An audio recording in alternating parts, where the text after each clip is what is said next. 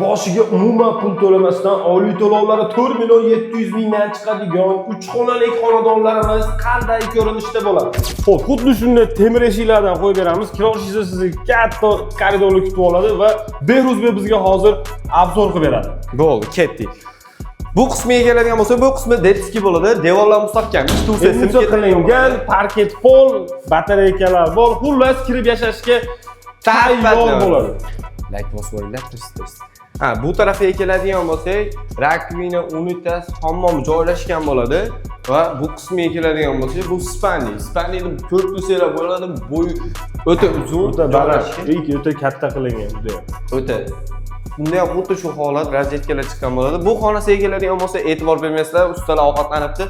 Bu tarafi oshxona bilan mehmonxona, studiya format. O'rtadan bitta bo'lasiz va oshxona va mehmonxona qilsangiz o'ta go'zal. Mo'tadil bo'ladi. Buni shartlariga keladigan bo'lsak, bitta pasport berasiz, bo'ldi. Ish haqqi, kafi, ichib olish shart emas, uyda buyida bo'lmaydi. 10 yildan 20 yilgacha bemalol olsanglar bo'ladi. Ma'lumot uchun quyidagi raqamlarga murojaat qilinglar yoki ofisimizga keling. hammalarni kutib qolamiz.